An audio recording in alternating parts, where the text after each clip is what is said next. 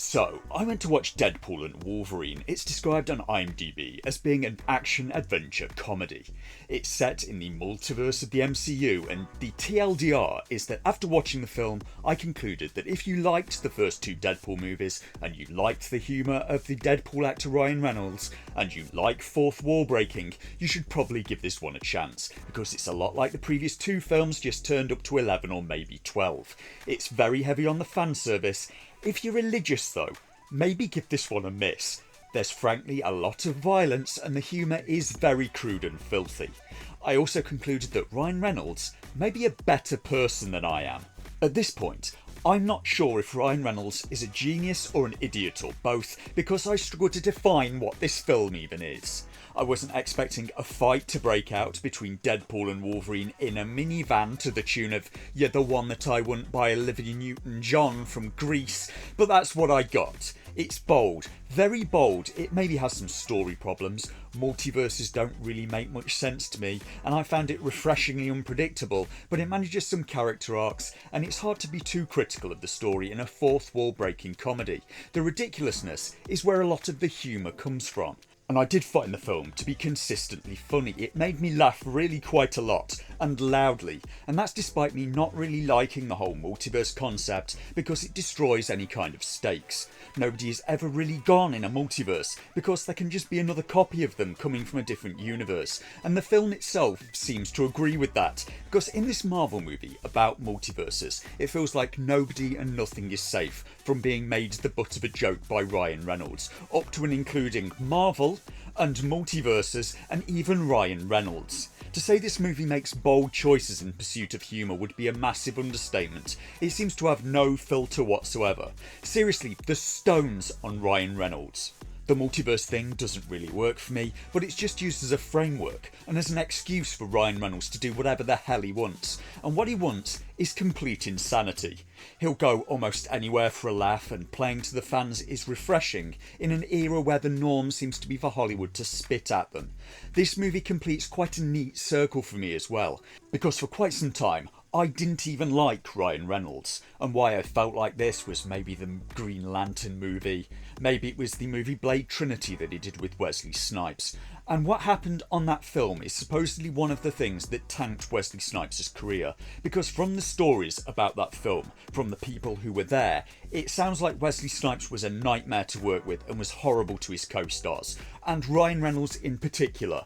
Snipes was supposedly unhappy that the director David Goyer was not giving him enough screen time, and if this story is true, actually tried to choke him on one occasion, and would only communicate with the director through post-it notes that he signed as "from Blade." It's also claimed that Snipes spent most of the time in his trailer getting high, and Snipes seemed to have a particular dislike for Reynolds, thought he was being sidelined in his own movie, and reportedly refused to ever use Reynolds' name on set, instead referring to him as, quote, "that cracker." Speaking under terms of anonymity, an executive on that film claimed Snipes would say things like, "tell that cracker to get out of my eye line." But over time, Reynolds won me over somehow, and I'm not even sure how.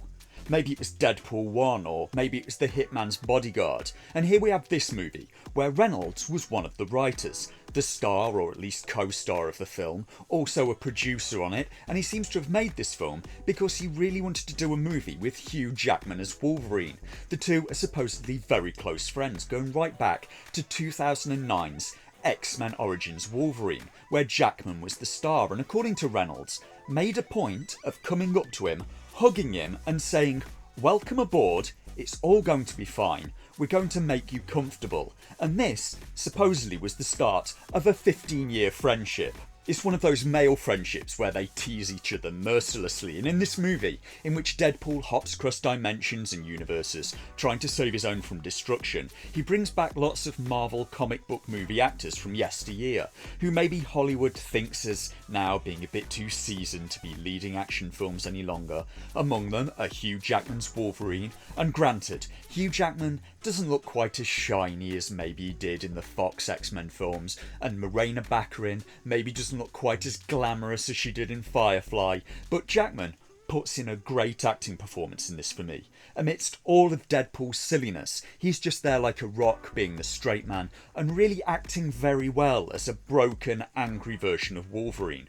Jennifer Garner also steps back in as Elektra, a role she did in 2003's Daredevil with Ben Affleck, and among the many people Ryan Reynolds brought back for this film, he brought back Wesley Snipes as Blade, and even put in jokes about Snipes never liking him. It was at this point I realised that Ryan Reynolds may be a better person than I am, because in his position I'm honestly not sure I could see myself doing that. I'm not sure what he did was even wise. I'm not sure in his place that I could be that big a person, but maybe I could try to be.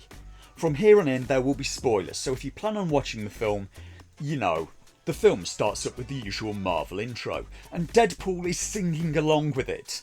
The film then starts with a flash forward. Deadpool says, "If you've seen the title," and asks, "So I bet you're wondering how we're going to do this without dishonouring Logan's memory," and he answers, "We're not." Wolverine had given up the ghost in the touching, but for me, far too sad 2017 movie Logan, and Deadpool is here to dig up his body because he's convinced that with his healing factor, Wolverine can't really be gone. He needs Logan to be alive, he says, to save the world, so he digs up the grave, and it turns out Logan is really gone, and in the grave is a hairy adamantium skeleton, who Deadpool is already calling Hugh. He's breaking the fourth wall in under 4 minutes. He broke it during the Marvel intro.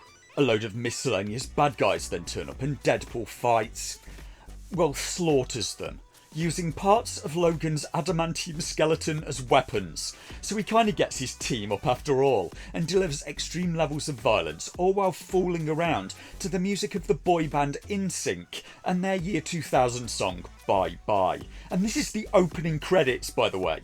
Deadpool then uses the spine and skull of Wolverine's decomposed adamantium skeleton as a ball and chain, and he does dance moves that I think he may have lifted wholesale from the NSYNC video. Seriously, is there any point in looking for plot holes in this thing? This is a movie where Deadpool uses Wolverine's leg bones as nunchucks. Seriously, in some ways I wish I had the confidence of Ryan Reynolds. In short, the movie has Deadpool in a funk at the start of the story. His life is in bits. The love of his life has left him. He has no purpose. He got turned down by the Avengers and ended up as a used car salesman in a bad wig, until he's approached to be recruited by a man from an organisation called the TVA. In Marvel, the TVA are the Time Variance Authority, whose job it is to preserve the timelines and health of the multiverse. It got covered a lot, I understand, in the series Loki, which is one of the main reasons I didn't watch it. It's here that Deadpool learns that his universe and all of the people he cares about are slated for destruction by the TVA and this snooty British guy in charge, because of course it's a snooty British guy. And he wants Deadpool to help him do it. Instead, Deadpool headbutts him and breaks his nose, and sets out to find a way of saving his universe and friends by replacing a lost key figure in his universe, that being Wolverine. Deadpool steals a device from the British guy that allows him to travel to different universes in search of a Wolverine to save his own universe, and it usually ends with each Wolverine getting so angry at Deadpool that they try to cut him apart, including a cameo from ex-Superman and DC actor Henry Cavill as the Cavalrine, who Deadpool tries to say should join them as Marvel will treat him much better than the guys down the road did. He finally finds a very broken down, drunken Wolverine that's willing to help him, and when they get back to the TVA, the British guy instead banishes them to a void realm where old superhero characters are sent for destruction. The whole film is a very weird meta-commentary, as Wolverine, now stuck in this void with Deadpool, gets angry again, attacks him, and they have a brutal fight sequence between the two characters who can heal almost instantly from any injury, and Deadpool gets sent flying in this void realm into the decomposing logo of 20th Century Fox, who in the real world got bought out by Disney, allowing, among other things, this movie to be made. And it's in this void realm that Deadpool meets this strange mix of characters from all over the place, like Elektra, like Blade, like Channing Tatum's Gambit, which was a film that was never even made, and seems to have meant a lot to Channing Tatum that Ryan Reynolds made this happen. Reynolds was given a lot of creative control on this film and seems to have used it to try and make the audience happy. God forbid, what could he be thinking? To try and make his friends happy, and even to be nice to someone who it sounds like was really awful to him in the past. This realm is ruled over by a monstrously powerful woman called Cassandra Nova, who's Charles Xavier's twin sister, and a snooty British woman, because of course she is. Hey, we almost always end up as the bad guys. We aren't that bad, really. Come and visit sometime. We had scones and a vast array of nice pies and cheese. Deadpool and Wolverine lead a group of survivors in attacking this woman in order to force her to free them from the void, which she eventually does. And it's her who is the ultimate bad guy of the story, so the real bad guy wasn't the snooty British guy at all, it was the snooty British woman. The British guy has a machine for destroying timelines, but she comes through after Deadpool and Wolverine and intends to destroy every timeline, leaving nothing but void with her as the queen. Deadpool and Wolverine then work together to stop her, save Deadpool's universe, and then go for shawarma. Ryan Reynolds seems to be an incredibly nice guy, but a complete maniac. Of course!